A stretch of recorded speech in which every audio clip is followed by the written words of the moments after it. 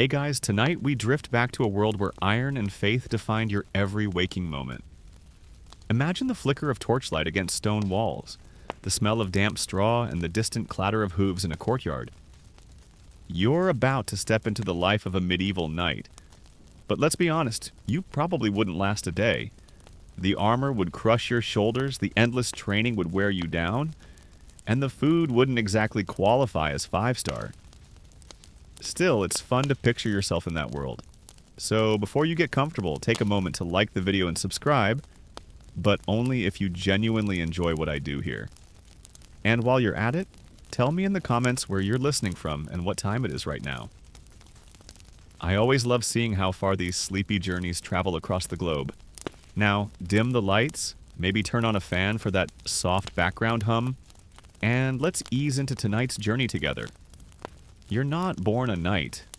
No one looks at a newborn and says, "Congratulations, here's his horse and sword." The path begins with privilege, yes, but also with years of sweat, aching muscles, and discipline. If you were born the son of a noble, you'd likely be sent away from your family at the tender age of 7. That's right, 7. You'd leave your parents' manor, probably clinging to your mother's skirts, only to be dropped at the castle of another noble family. There, you'd begin your apprenticeship as a page. Think of it as the knightly version of unpaid child labor. You'd fetch water, carry trays of food, polish boots, and run errands for the lord and lady of the house. And when you weren't playing servant, you'd be drilled in manners. A knight, after all, was supposed to be polite at court, skilled in music, and able to read enough Latin to mumble through prayers. The romantic paintings of pages and squires don't show you the blisters or the sore knees from scrubbing rushes on the floor. Your wooden practice sword, barely heavier than a stick, would sting every time it smacked your fingers. Still, you'd toughen up. By the time you hit your teenage years, the title of squire would be yours. Now, your job was shadowing a full knight, attending to his horse, carrying his shield, and yes, helping him wriggle into that suffocating armor. You'd learn how to tilt a lance, how to parry with a sword, and how to keep balance on a horse while the world blurred past you. Sounds glamorous, but mostly it was muck and bruises. Mainstream history tells us this progression, page to squire to knight, was the universal path. But quirky records show exceptions. There's a story about a boy who earned knighthood on the battlefield at just 12 years old, when he allegedly saved a lord from capture. Some scholars dismiss it as medieval exaggeration, yet others suggest rare moments of desperation really did lead to children being knighted early. Historians still argue whether these tales are myth or fact, but they do reveal the cultural obsession with bravery from an absurdly young age. For you, the long road would mean years of endurance. You'd rise before dawn, polish armor until your hands smelled like metal, and learn the rituals of prayer that punctuated each day. Your diet would be bread so coarse it could break a tooth, and broth so thin you'd wonder if the cook forgot the meat. All the while, you'd keep one eye on your mentor, the knight you served. He wasn't just your teacher in combat, but your example in everything. If he prayed, you prayed. If he cursed, you learned new words. And if he charged headlong into danger, well, you tightened your grip on the reins and prayed your training wouldn't fail you. By the time you reached around 21, you'd be ready for the ceremony of knighthood. Picture it. A solemn night of vigil, you kneeling in a chapel, awake by candlelight while priests murmured psalms. You'd lay your sword on the altar, symbolically offering it to God before it was handed back to you, transformed into a sacred weapon of duty. In the morning, you'd kneel before your lord, who might tap your shoulders with a sword, or in some traditions, slap your cheek as a final reminder that life as a knight wasn't about comfort. Congratulations, you've just pledged your life to service. And no, there's no refund policy if you decide the armor is too itchy. What's fascinating is how much of this was theater. The rituals gave the illusion of spiritual transformation, but the truth was simpler. The Lord needed soldiers bound by loyalty. You were now sworn to defend your overlord, uphold the laws of the realm, and, ideally, embody virtues like honor and courage. The reality, though, often looked like power politics. Knights could be noble, yes, but they could also be thugs with fancy titles. It depended less on the shining armor and more on the man inside it. Yet here you are, freshly knighted, sword at your hip, horse waiting in the courtyard. The child who once fetched wine in drafty halls has become a figure of power, or at least of expectation. People will bow to you, peasants will fear you, and your lord will demand from you loyalty that lasts a lifetime. You may dream of glory, but brace yourself. Ahead lie mud, aching muscles, and endless duties that will make you question whether this shining title is worth the price. Your training begins before the sun even bothers to climb over the horizon. The rooster crows and you're already awake, pulling on scratchy wool and stumbling toward the practice yard. As a squire, your life revolves around repetition. You run laps until your chest feels like it's caving in, swing a wooden sword until your arms scream, and try not to slip in the mud while instructors bark at you for being too slow. If you imagined heroic sparring under a painted sunset, think again. Most mornings are about drills so monotonous you could probably do them in your sleep. You start with the basics. Balance. A knight who can't stay upright is just a man-shaped pancake waiting to happen. So you're ordered to practice mounting and dismounting a horse until your thighs feel like lead. One quirky method used by some trainers: they'd make squires vault onto horses without stirrups just to test their grip. Fail, and you slide right off into the mud. Again. And yes, everyone laughs. Historians still argue whether this kind of training was universal or more of a regional thing, but it certainly paints a picture of how much of knighthood was about pure stamina. Then come the weapons. You start with a wooden sword, heavier than you expect, clumsy in your untrained hands. Smack. Another bruise across your knuckles. Smack. Your helmet rings as a practice blow finds its mark. You learn to parry, to thrust, to feint. And just when you think you've got it, the master-at-arms switches things up. Now you're holding a lance as long as a tree branch, awkward to balance. Try charging at a target on horseback with that thing. It's like juggling while sprinting. Yet you're expected to master it, because jousting isn't just for show. It's practice for war. Archery sneaks into your routine too. Yes, knights preferred swords and lances, but knowing how to shoot a bow could save your life. Not to mention throwing spears, swinging maces, and wrestling. That last one isn't glamorous either. You spend more time face first in the dirt than standing tall. By evening, your body aches in places you didn't even know existed. Sleep becomes less about rest and more about collapsing like a sack of grain, until dawn drags you back up again. Still, there's method in the madness. Over time, you notice changes. Your arms don't tremble as much when you lift your shield. Your legs grip the saddle without slipping. That sword that once felt like a log now feels like an extension of your arm. Slowly, painfully, you're being reshaped into a weapon. Mainstream history often focuses on knights as elite warriors, but the truth is, without endless training, you'd be just another noble in shiny metal, useless on the battlefield. And yet, training isn't all physical. You're expected to learn chess, music, maybe even poetry. Why? Because a knight who couldn't entertain at court wasn't much of an asset. Imagine your lord inviting guests, only for his squire to sit there mute as a fish. No, you needed charm as much as muscle. So, between bruises, you might strum a lute or recite verses, probably rolling your eyes the whole time. Quirky fact: some knights were said to compose love songs. Hard to picture a man who spends his mornings breaking bones, also crooning verses about roses and fair maidens, but records suggest it happened. As exhausting as this life is, you can't help but crave the moment when you're finally ready. The day you ride into a tournament, armor gleaming, the crowd cheering. It's the dream every squire carries. But for now, your world is sweat, sore muscles, and mud-soaked tunics. You collapse on your straw bed at night, wondering if tomorrow will bring the same routine. Spoiler, it will. And as you drift off, aching from head to toe, you realize this endless grind isn't just training, it's survival. You wake up one morning, stumble toward the armory, and there it is. The shimmering promise of knighthood. Armor. Except it's not shimmering, and it's definitely not a promise. It's more like an iron prison you're about to strap onto your body. Every childhood dream of clanking around like a hero dissolves the moment you try lifting a breastplate. It weighs more than a sack of grain, and you haven't even added the gauntlets, greaves, or helmet yet. You thought training was bad? Wait until you're dressed like a walking anvil. First, let's talk weight. Pop culture likes to exaggerate. No, armor wasn't so heavy. Knights had to be winched onto horses. That's a myth. A full suit averaged around 50 to 60 pounds, distributed fairly evenly. Still, imagine walking around your daily life with a medium-sized child strapped to you. You're supposed to fight, ride, and even climb ladders like that. And doable? Yes. Comfortable?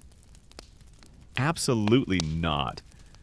By the time you manage to sit down, you feel like you've aged 20 years. And then there's the heat. Armor is basically a medieval sauna.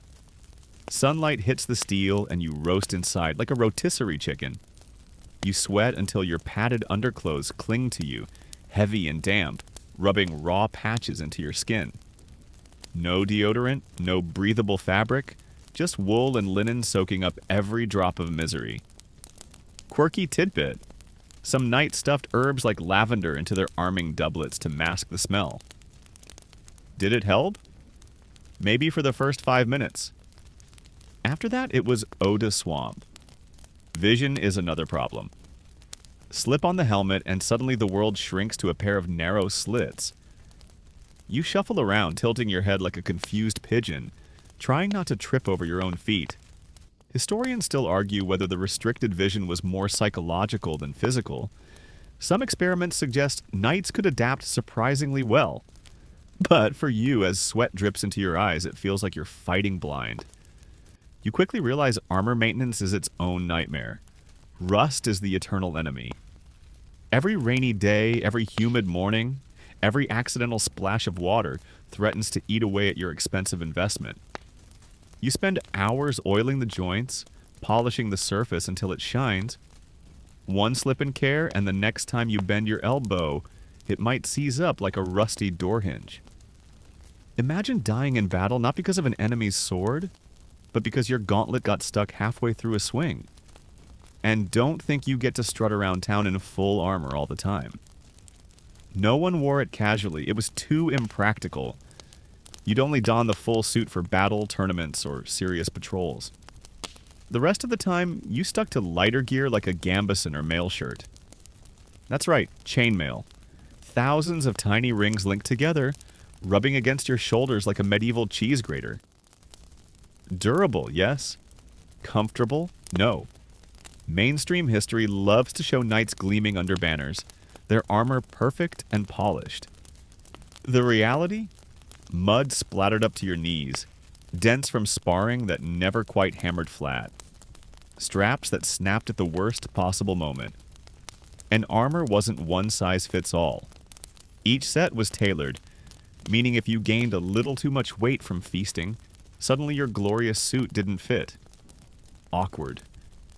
Yet despite all this, the armor gave you something priceless. Identity. Wearing it, you weren't just a man, you were a knight, a symbol of strength and order. Peasants looked at you with awe or maybe fear. Enemies thought twice before charging. Even though you felt like a sardine stuffed into a tin can, the armor transformed you into something larger than life. And deep down, that mattered. Still, when you finally peel it off at night, muscles aching, clothes drenched, you realize the cruel truth. The armor doesn't protect you from exhaustion, or from the nagging thought that one wrong step, one loose strap, one lucky arrow, and all that gleaming steel won't save you at all. You've survived the grind of training and the suffocating squeeze of armor. Now it's time to look at the real toys of the trade. The weapons of a knight weren't just shiny accessories. They were the difference between life and death, honor and humiliation, legend and obscurity. And if you think every knight went around swinging giant claymores while shouting heroic one-liners, you're about to be disappointed. Let's start with the sword. Romanticized in every story, painted in every illuminated manuscript, it was the knight's ultimate symbol. But here's the catch. Most swords weren't these massive anime-sized blades. The average arming sword was about 3 feet long, double-edged, and surprisingly light, usually weighing 2 to 3 pounds. Yes, you could swing it with one hand, especially when paired with a shield. Hollywood makes it look like knights struggled with 10-pound monstrosities, but the truth is, they needed speed more than brute force. A sword that heavy would have been about as useful as dragging a plow. Still, swords weren't always your go-to. Enter the lance. Picture yourself on horseback, holding a pole that stretches 10 to 12 feet long, sharpened at the tip. Sounds thrilling until you realize you're charging another guy with the exact same weapon at full speed. The collision rattles your bones, sometimes snapping the lance in two, sometimes snapping bones in two. Tournaments later turned this into sport, but on the battlefield, the lance was serious business. Historians still argue whether knights were truly unstoppable cavalry, or if their effectiveness was exaggerated by chroniclers trying to glorify their patrons. Either way, when that lance lowered, you'd better hope your opponent blinked first. And then there were the less glamorous tools. Maces, blunt, brutal, and designed to smash through helmets like cracking a walnut. War hammers, spikes meant for puncturing armor, the medieval equivalent of a can opener. Axes too, though they were more common among infantry. Knights carried daggers as backup, often cruel little things called rondel daggers, useful for sliding between the joints of armor. Quirky tidbit. Some knights named their swords or daggers, treating them like loyal companions. Imagine whispering goodnight to a piece of sharpened steel. Romantic or just weird? You decide. Bows? That's where things get interesting. Knights looked down on them. Archery was considered a lower-class skill, something for peasants. You as a knight weren't supposed to sully your noble hands with string and arrow. Still, many squires learned archery quietly because when survival is on the line, pride won't stop you from grabbing the nearest bow. Crossbows, on the other hand, were feared and hated. Pope Urban II even tried banning them at one point, declaring them too deadly against Christians. That alone tells you how disruptive they were to the armored elite. Of course, weapons weren't just for battle, they were status symbols. A beautifully forged sword wasn't just functional. It was a statement, engraved with crosses, runes, or family crests. Some even had inscriptions along the blade, little prayers to ward off bad luck. Imagine standing in a smoky great hall, drawing your sword to show off its gleaming edge while peasants gawked and whispered. Half the battle was won before you even swung. But here's the unglamorous truth. Weapons break. They dull, splinter, bend. After every campaign, you'd spend hours with a blacksmith, repairing dents, sharpening edges, and cursing your luck when yet another lance snapped mid-charge. For all the prestige, these tools were disposable, consumed by mud, sweat, and blood. And yet, when you grip the hilt of your sword, feeling its balance, or tuck a dagger at your side before a ride, you understand why the myths grew. These weapons weren't just metal. They were extensions of your will, the proof that you were more than a noble with fancy clothes. You were a knight. And in the quiet before battle, when you run your fingers along the steel, you wonder, is this the tool that will make your name remembered? Or the one that fails you when it matters most? You've got the armor, you've got the weapons, and you've got the bruises to prove it. But now comes the part that almost no storybook bothers to mention. The actual duties of a knight. Spoiler. Most of them are boring, repetitive, and about as glamorous as scrubbing chamber pots. Being a knight wasn't just about galloping into battle with banners flying. It was about serving your lord in whatever way he demanded, and usually that meant standing around. Guard duty is your bread and butter. Picture yourself pacing the walls of a drafty castle at midnight, eyes stinging with cold, ears straining for sounds in the dark. You're not dueling rival champions, you're squinting at shadows and wondering if that rustling was a rat or an enemy scout. Sometimes you're assigned to guard a noble's chamber, standing still for hours until your legs ache and your mind drifts. You try not to yawn because that could get you smacked or, worse, accused of disrespect. Escorting nobles is another endless task. Weddings, feasts, pilgrimages. You're basically a medieval bodyguard. Ride ahead, ride behind, look intimidating. Sure, you might get free food along the way, but most of the time it's dusty roads, broken wagons, and the occasional runaway pig blocking your path. And if someone tries to rob the caravan, that's your problem. Hopefully your training kicks in before your armor rusts solid. Then there are patrols, trudging through muddy villages, keeping order, reminding peasants who holds the power. You're supposed to protect them, but the line between protection and intimidation is thin. A knight was as much a symbol of authority as he was a defender, and peasants knew better than to cross one. Mainstream history sometimes paints knights as noble guardians, but quirky records show plenty of complaints from villagers about bullying, forced labor, or knights borrowing livestock without asking. Historians still argue whether knights were primarily protectors or enforcers, and the truth probably lies somewhere in between. In quieter moments, you might be summoned to your lord's hall. There, you stand in the background during feasts, armored like a decorative piece of furniture, reminding guests of your lord's power. Maybe you're asked to fetch something or to demonstrate a bit of swordplay for entertainment. Or maybe you're ordered to deliver messages across the countryside, galloping for miles with a sealed letter tucked inside your tunic. That's right. Sometimes your great knightly duty was being medieval FedEx. But duty wasn't always dull. On occasion, real threats appeared. Raiders at the edge of the forest, rival lords sending trouble, bandits preying on travelers. This is where you earned your keep. Sword drawn, shield up, you rode to intercept, adrenaline burning away the monotony. And in those moments, peasants truly saw you as a savior, even if tomorrow you went back to ordering them around. Through all of this, loyalty defined you. You weren't free to do as you pleased. Your oath bound you to your lord, to obey his commands, whether it meant defending his lands, enforcing his justice, or joining him on campaign.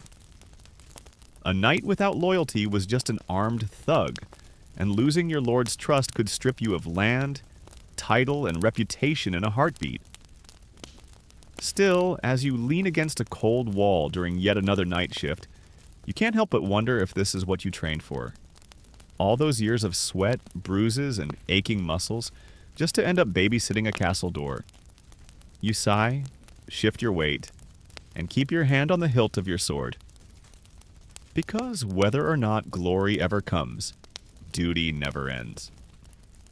By now, you've realized the life of a knight isn't all about swords clashing and banners fluttering. It's also about enduring the grind of daily routine. The sun rises, and so do you, usually earlier than you'd like. You stretch your stiff limbs, tug on your padded clothes, and start another day that looks suspiciously like the one before. Breakfast isn't glamorous. Forget feasting on roasted meats or mountains of fruit. More often, it's coarse bread, maybe a hunk of cheese and watered-down ale or weak beer. Water isn't always safe to drink, so ale becomes your default hydration plan. It doesn't exactly fuel heroics, but it keeps you going. Occasionally, if you're lucky, there's porridge flavored with honey or herbs. And if you're really lucky, a sliver of salted meat.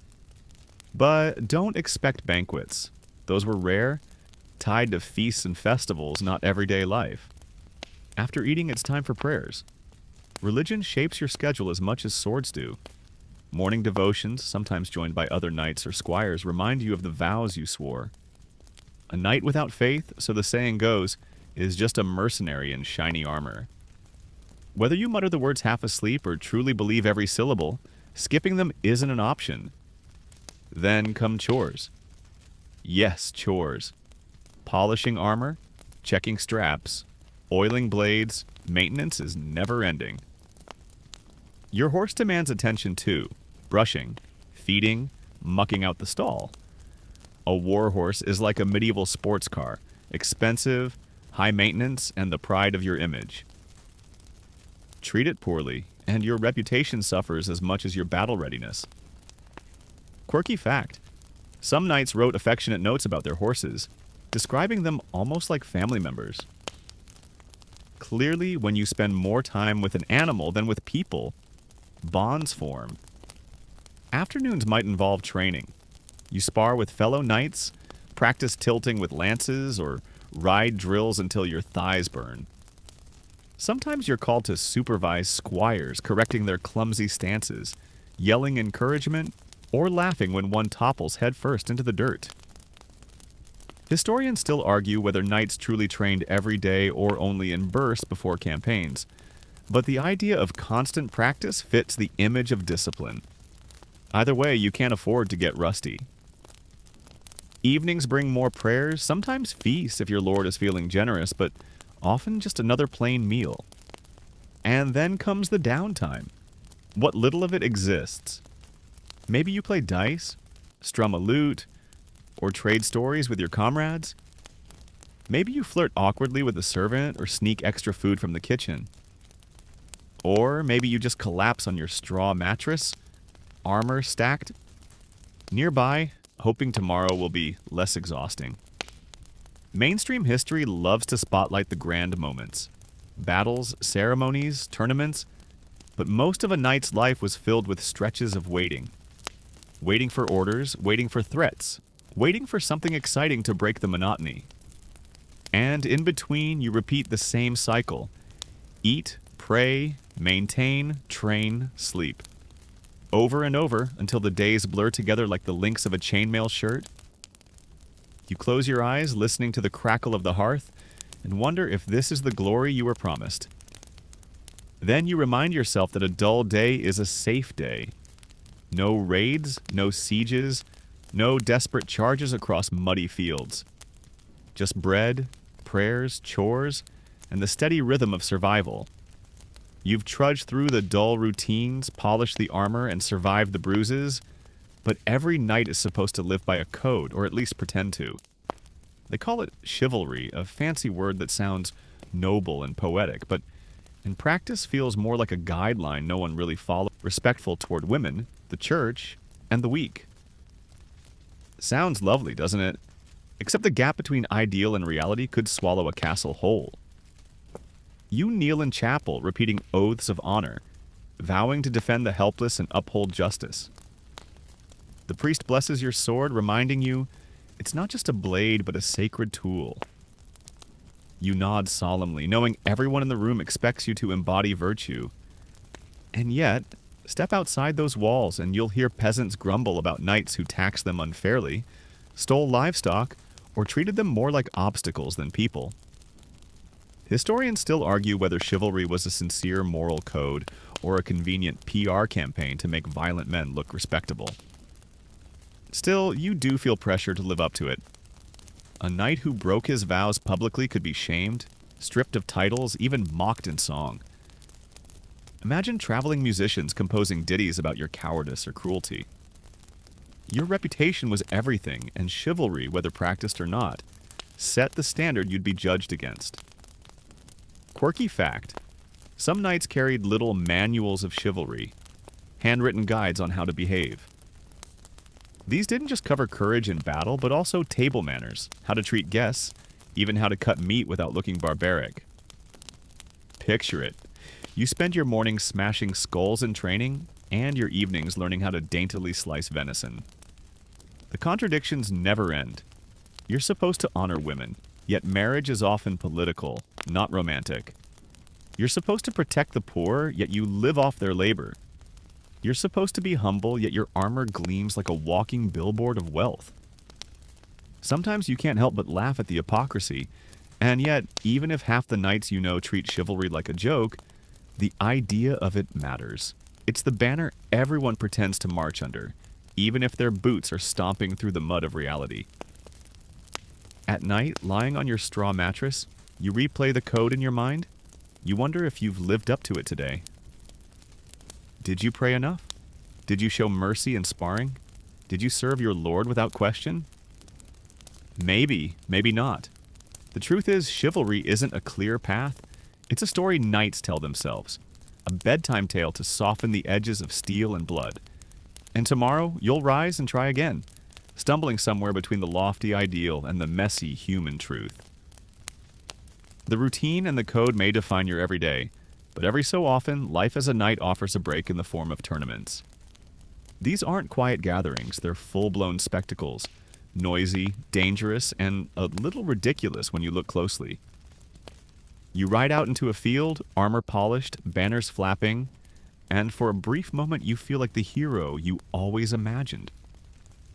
Until, of course, the first lance shatters against your chest that carried them into legends. Mainstream history likes to paint tournaments as glamorous, but the behind-the-scenes reality is mud, injuries, and endless bills. Still, when you line up at the starting point, lance tucked under your arm, crowd roaring, you feel it, the intoxicating rush of spectacle. For a few heartbeats, you forget the dull duties, the aching routines, the endless polishing. You're not a tired guard on a castle wall, you're a knight, charging toward glory. Even if tomorrow you'll be limping to the smith to fix yet another cracked helmet.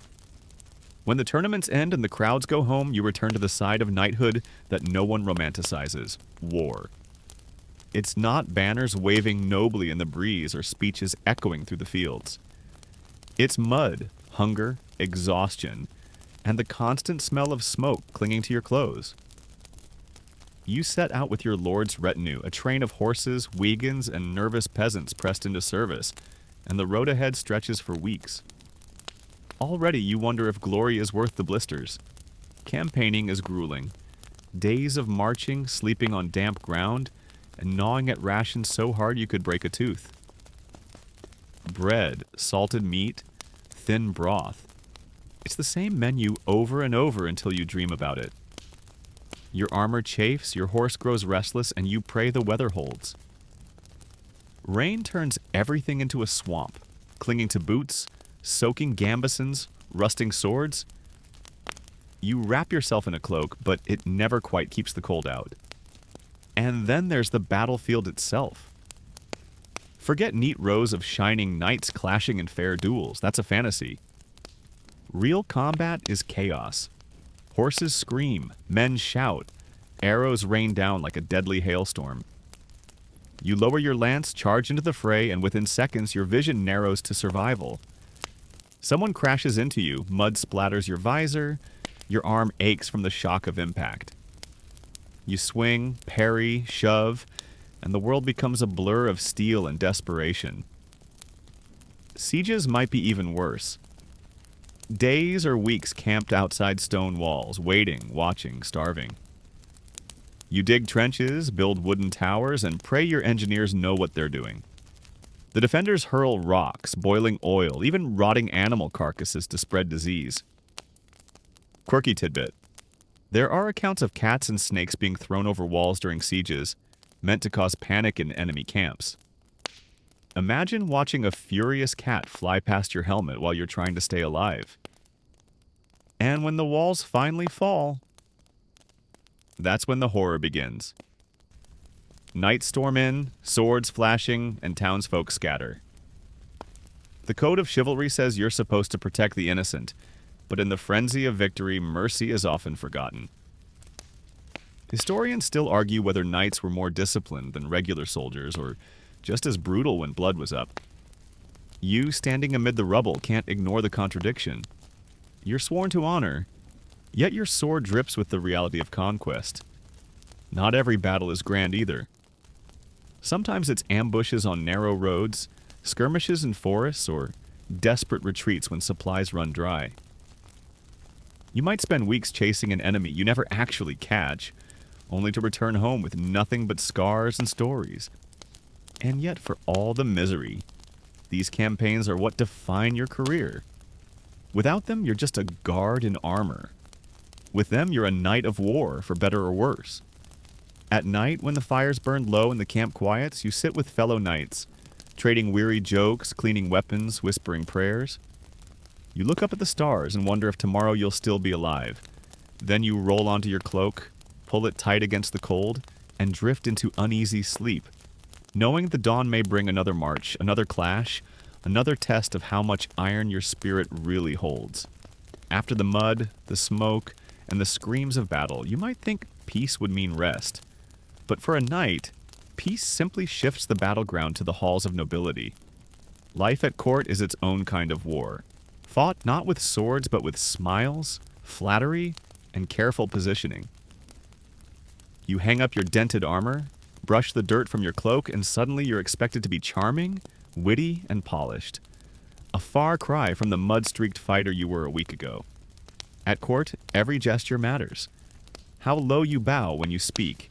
Even where you stand in the great hall sends signals about your status. Nobles whisper behind their goblets. Alliances shift with a single rumor.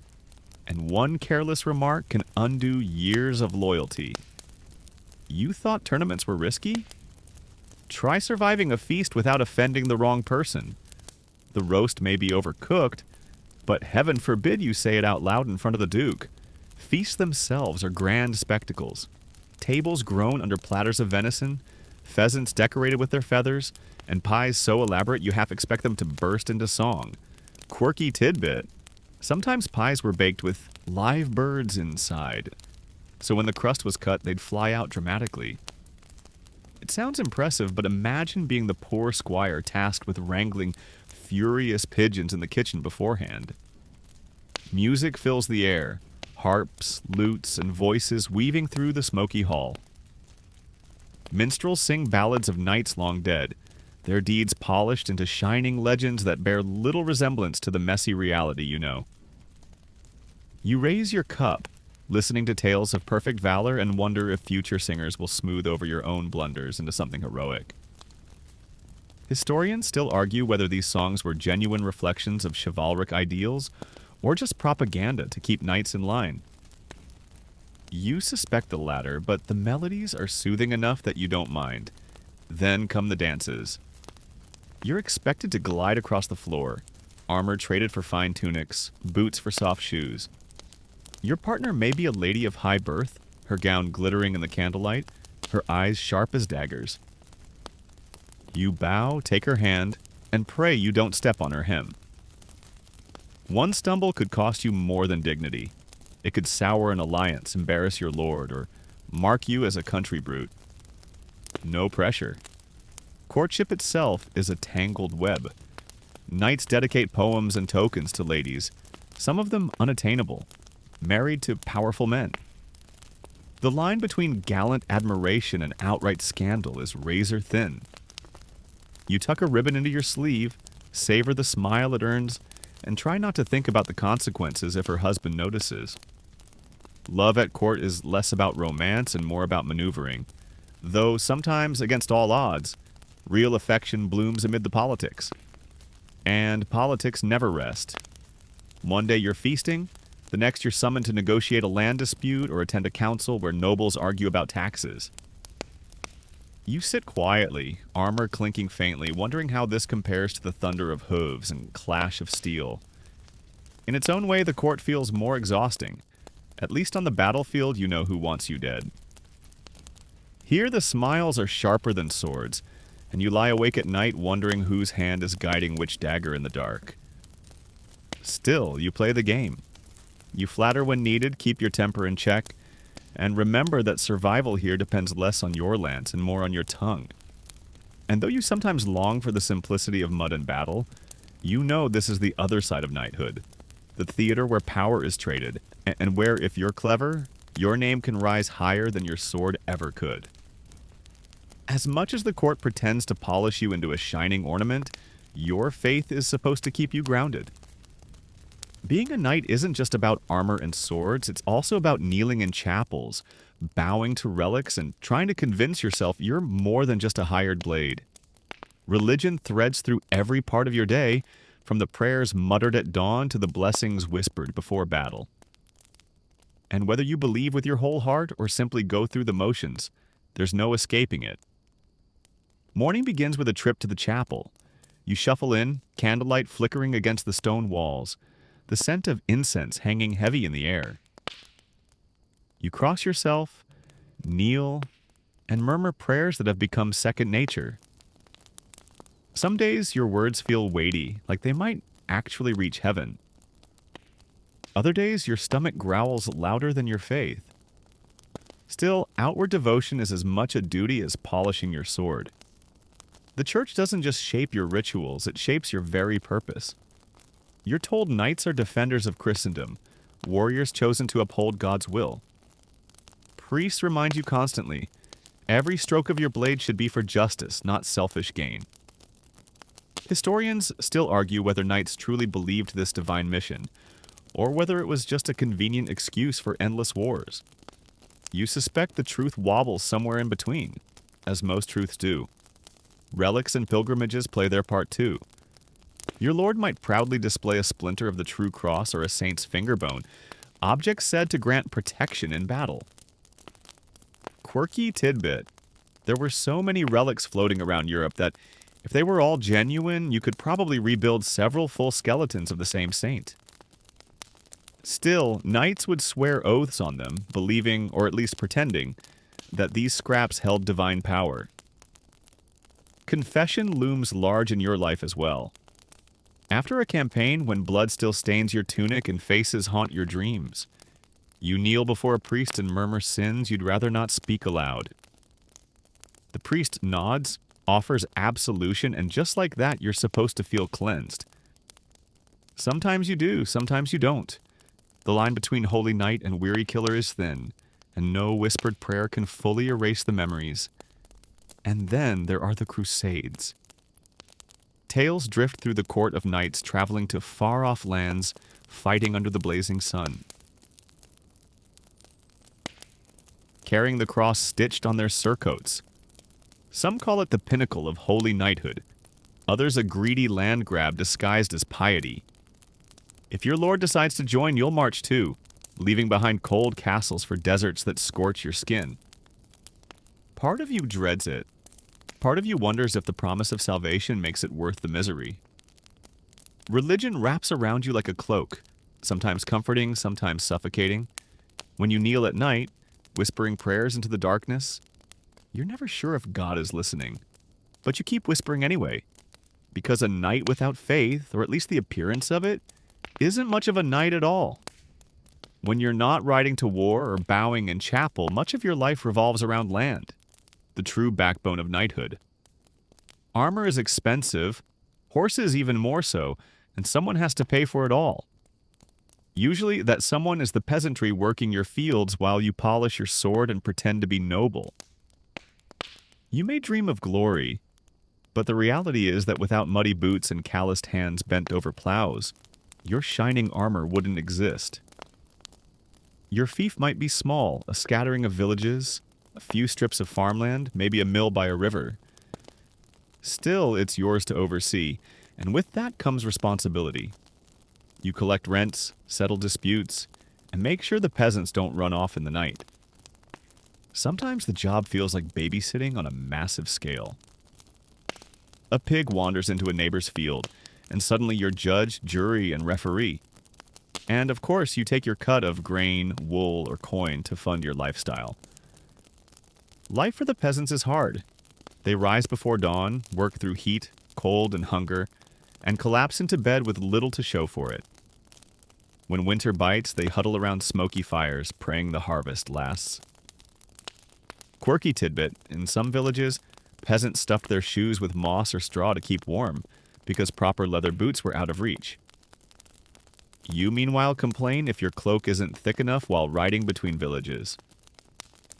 The contrast is glaring, and you know it. Yet, you depend on them. If they starve, you starve.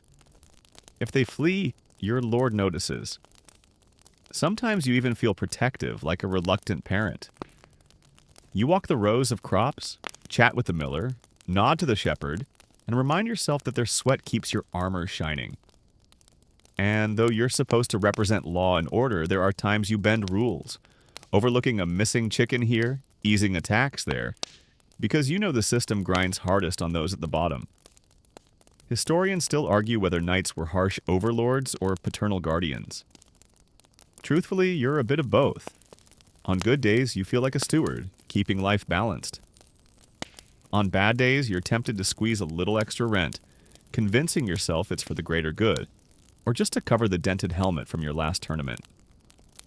Harvest season can be almost festive. Fields buzz with activity, laughter mixes with groans, and carts creak under golden piles of grain. You ride through, the peasants bowing as you pass, and for a moment you feel like the centerpiece of a well-oiled machine. Yet when famine hits, the cheer vanishes. Hungry eyes watch you with quiet resentment, and you realize your bright surcoat won't protect you if desperation boils over. At night, you sit in your hall, the fire crackling, ledgers open. You tally rents, note disputes, sip watered wine, and wonder if this is what knighthood was meant to be. Less clashing swords, more counting sacks of barley. Still, it's part of the bargain. You trade protection for service, steel for bread. And as you drift off, you realize that for all the glamour of tournaments and crusades, the true weight of your life is carried not back to your glove. Training these birds takes patience you don't always have, but when it works, the sense of control is intoxicating. Guests at feasts are always impressed when your bird swoops elegantly onto your arm, as if you personally tamed the wild sky. Games and contests fill the quieter hours. You play dice with fellow knights, coins clinking across the table, accusations of cheating flying as freely as the drink. Chess also creeps into noble halls, its carved pieces teaching you strategy in miniature. Historians still argue whether knights truly embraced chess for its intellectual edge or simply because it felt suitably prestigious to move tiny castles around a board. Either way, you spend hours trying to avoid being humiliated by a smug squire who plays better than you. Music and storytelling soothe the evenings. Minstrels strum lutes, weaving tales of heroic deeds, or occasionally poking fun at foolish nobles when the wine flows.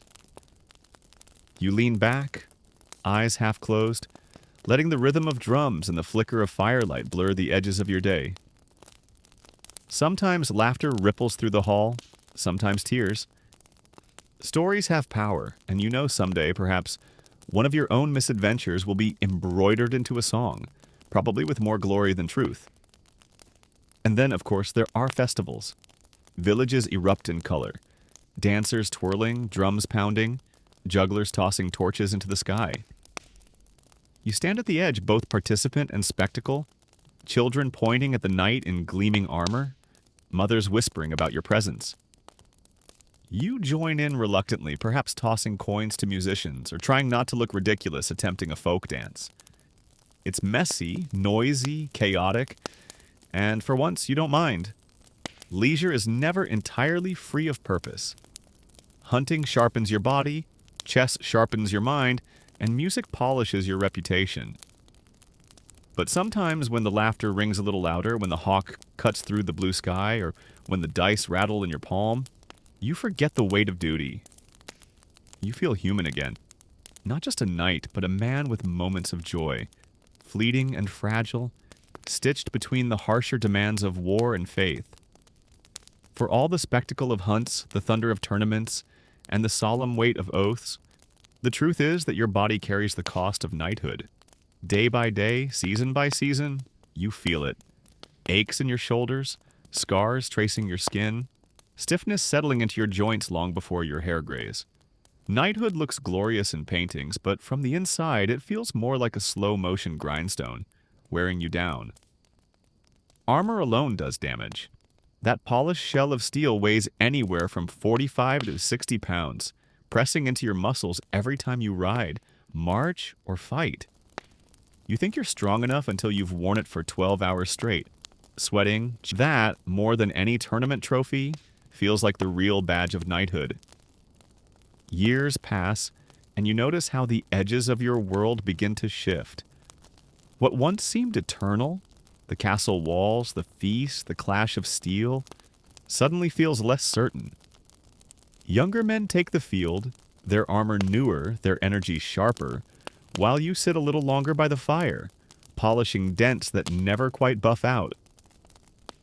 You're still a knight, yes, but the role is changing around you, slipping into something different, quieter. Once, knighthood was the heartbeat of war. Now, whispers of new tactics and weapons echo through the halls. Crossbows pierce armor from a distance, Longbows darken the skies with arrows and some say gunpowder. Smoky, thunderous, unsettling, is beginning to reshape battle itself. You watch these changes with mixed feelings.